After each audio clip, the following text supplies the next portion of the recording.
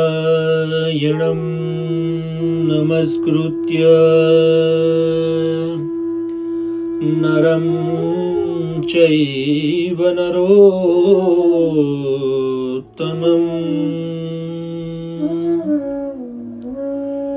देवीं सरस्वतीं व्यासो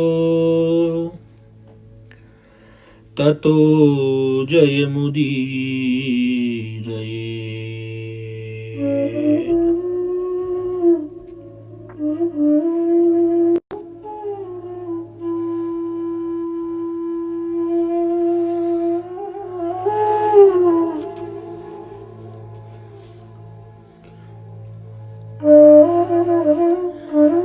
आप सभी के हृदय में विराजमान सभी व्रतधारी के हृदय में विराजमान ठाकुर जी के मूर्तिमंत स्वरूप को इस सेवक का साष्टांग प्रणाम। इस पुरुषोत्तम मास में हम अपने आप को उत्तम बनाने की कोशिश में लगे हैं।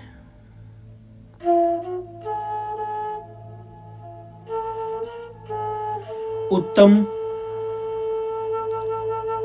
तन से, मन से और हमारे इंद्रियों को भी प्रभु की हर सेवा में लगाने की कोशिश में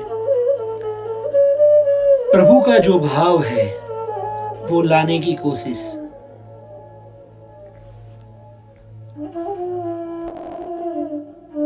हम कर रहे हैं।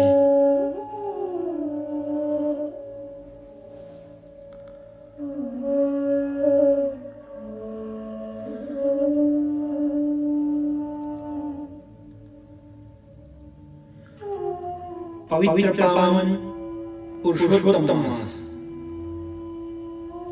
और उसी पवित्र पावन मास में प्रभु के गुणानुवाद का कार्यक्रम चल रहा है।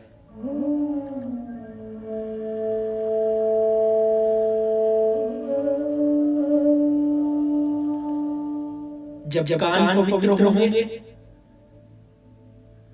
कान से सुंदर वाणी जब मन में जाएगी, मन अच्छा सोचेगा, क्रिया में आएगी और क्रिया अच्छी होगी, जीवन अच्छा होगा।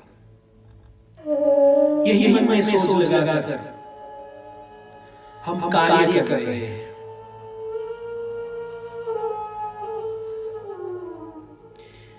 नारदीय पुराण में पुरुषोत्तम महात्म्य में हम रसपान कर रहे हैं। सुत पुराण से ऋषियों ने प्रश्न किया हुआ है। नारद जी ने भी नारायण से प्रश्न किया हुआ है। अर्जुन ने भी श्री कृष्ण परमात्मा से लोक उद्देश्य से लोक कल्याण के लिए प्रश्न किया हुआ है। और उसी बीच ये कथा चल रही है। मलमास प्रभु के शरण में हैं, अपने दुख प्रभु के सामने रखे हैं और प्रभु ने बताया, हे मलमास, तेरा कल्याण अब निश्चित है।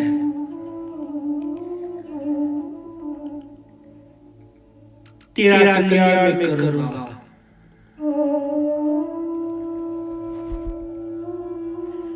प्रभु भगवान विष्णु ने उसे अभय दिया, तेरा कल्याण मैंने सोचा है। मलमास को हाथ पकड़कर गोलोक की ओर ले चलते हैं।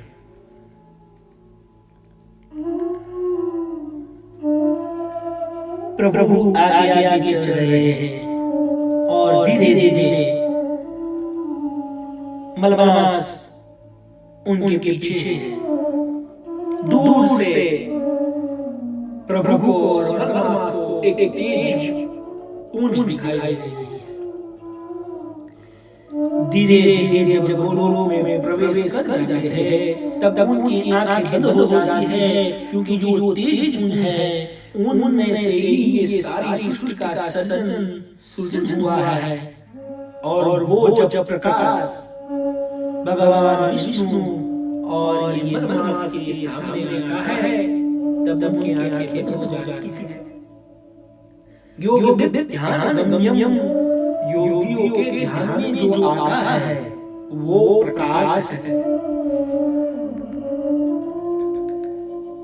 प्रभु के जो पार्षद है, प्रभु के जो गण है, उनका स्वागत करते हैं। गोलोक में उनका स्वागत किया जाता है। गोलोक के बीचों बीच प्रभु का सुंदर धाम है। प्रभु के धाम में प्रवेश करते हैं। प्रभु गोपिका वृंद में मध्यस्थ में विराजमान है, रत्न सिंहासन पर बैठे हुए हैं। और भगवान विष्णु हाथ जोड़कर बद्ध संपुट करके स्तुति करते हैं। स्वयं विष्णु जी ने श्री कृष्ण भगवान की स्तुति की है। और नारायण जी कहते हैं कि ये स्तुति स्वयं भगवान विष्णु ने की है। ये स्तुति जो करता है उनकी सभी दोष दूर हो जाते हैं, उनके सभी कष्ट दूर हो जाते हैं। जिसको दुःस्वप्न आते हैं, रात को बुरे स्वप्न आते हैं, उनके सभी स्वप्न दूर हो जाते हैं। यदि आपने स्वप्न भी देख लिए, उसका दुष्फल दूर होने का प्रभाव इस स्तोत्र में है। पुत्र पौत्रादिक की वृद्धि देने वाला ये स्तोत्र है। स्वयं 62 पुरुषों का, परम तत्व का, महान तत्व का संवाद है। वैकुंठ से गोलोक गमन तक ये संवाद है।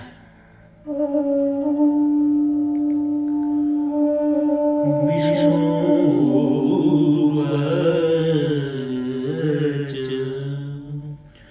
वंदे विष्णु गुणातीतं गोविंदम् एकम् अक्षरम्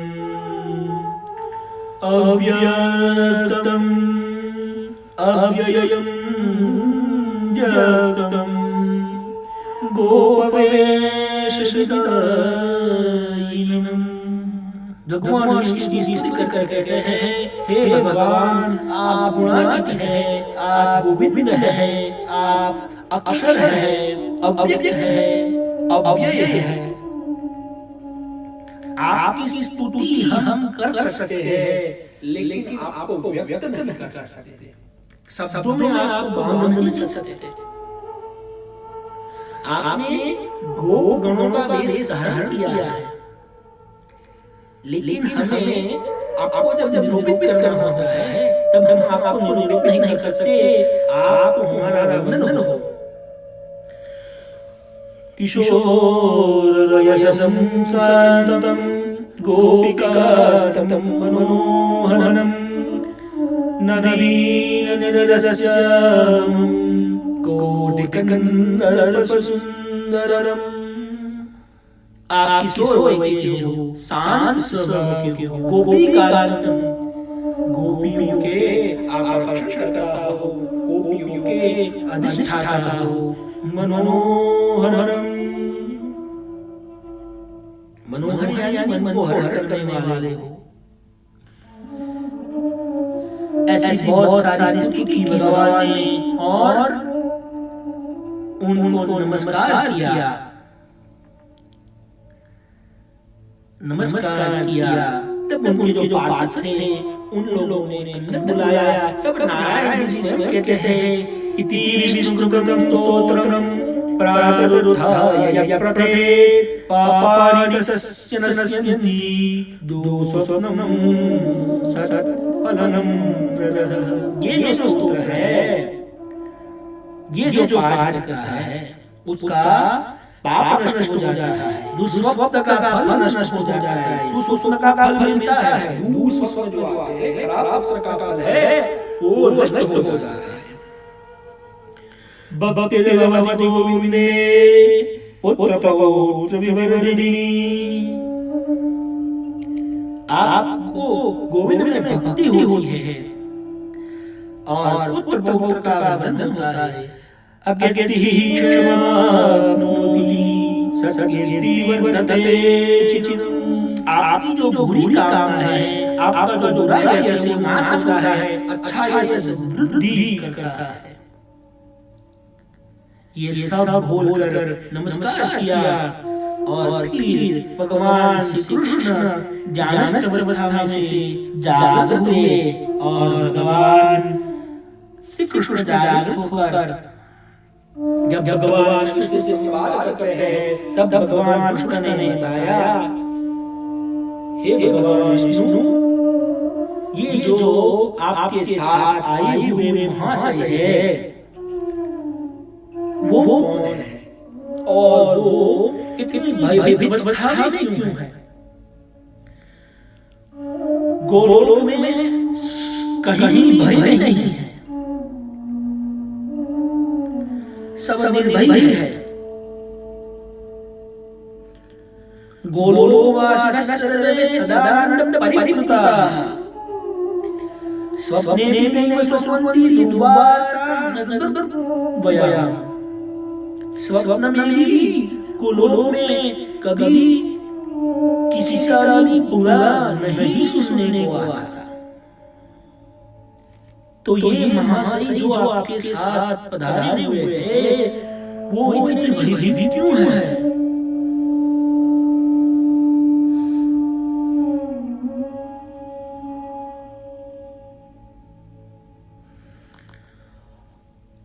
तब भगवान विष्णु ने मलमास के प्रतिनिधि रूप में मलमास की ओर से कुछ बातें कही। वृंदावननाथ श्री मुरलीधरम। हे मुरलीधर जी, हे कृष्णनाथ, श्रूयतां निवास सोयम। सुनिए, ये मलमास है और उन्होंने मेरे आगे बहुत सारे दुख बताए, उसमें से कुछ मैं आपको बताता हूँ।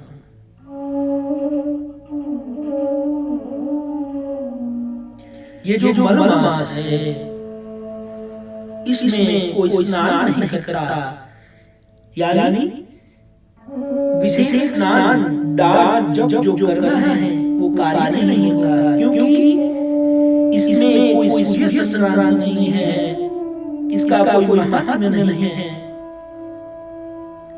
और मासे द्वादशैव कलाकाष्ठलवादिभिः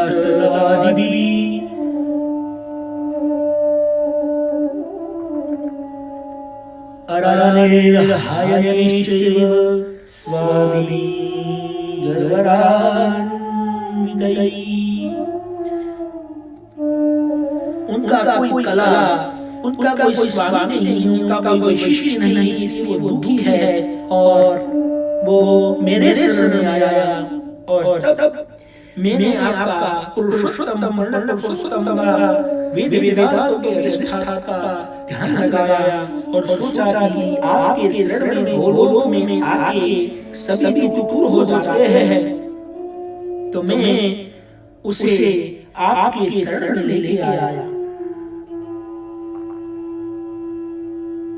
त्वदीय शरणं भोजनं कतो नैवासोचते इति वेदविदो वाक्यं भाविमित्या कथं प्रभो। जो आपके शरण में आ जाता है और आपकी शरण से जो वाक्य ग्रहण होता है वो वेद वाक्य हो जाता है। भगवान विष्णु जी ने स्वयं श्री कृष्ण जी से प्रार्थना करते हुए बताया। मलमास की ओर से भगवान के शरण में जाकर मलमास धीरे धीरे अपने दुख को दूर करता है, शांत हो जाता है। अब यहाँ पर हमें मन में प्रश्न होता है कि भगवान विष्णु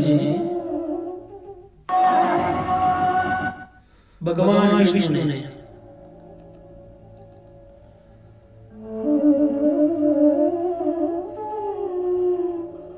स्वयं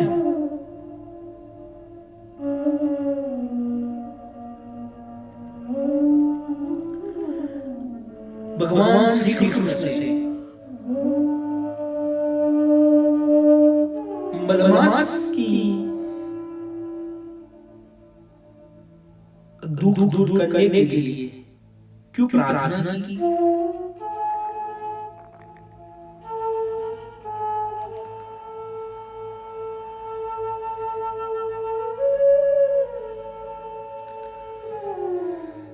इस संसार में, इस शास्त्र में हर किसी का अपना कार्य इस जगत नियंता ने, स्वयं भगवान ने कार्यान्वित किया। ये बात समझाने के लिए भगवान विष्णु स्वयं पूर्व पुरुषोत्तम के पास गए, उनकी स्तुति की और एक स्तोत्र प्रदान किया।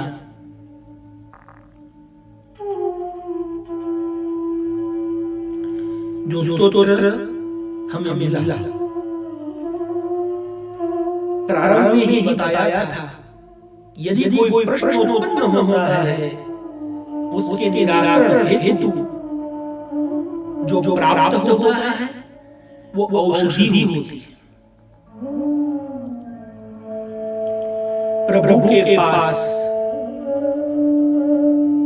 जाने से हमारे दुख की स्थिति दूर होते हैं। ये बात हमें यहाँ जानने को मिली है।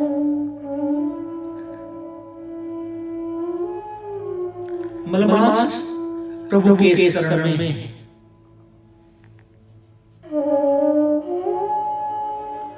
विष्णु जी ने स्वयं उनकी ओर से पुरुषोत्तम श्री कृष्ण को, प्रभु को उनका दुख बताया और दुख दूर करने के लिए उपाय मांगा।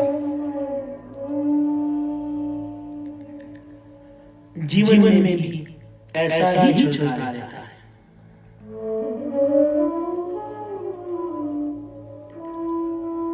हमारा जीवन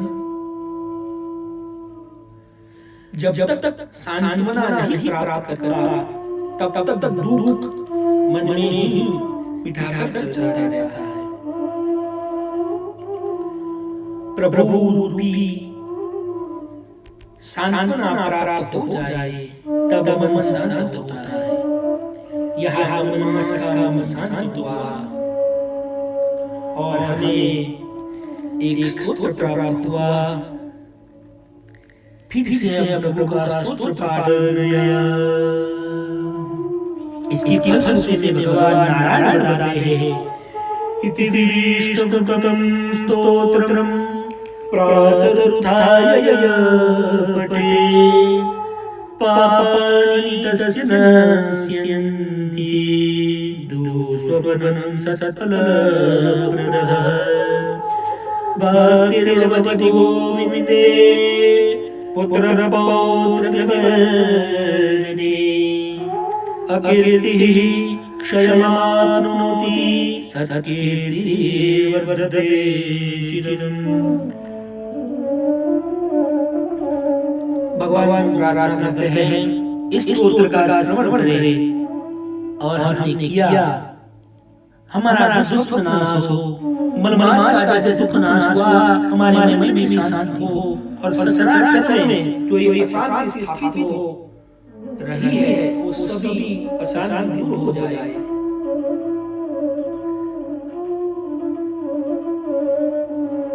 हमारा मन धीरे धीरे धीरे प्रभु में समर्पित हो जाए।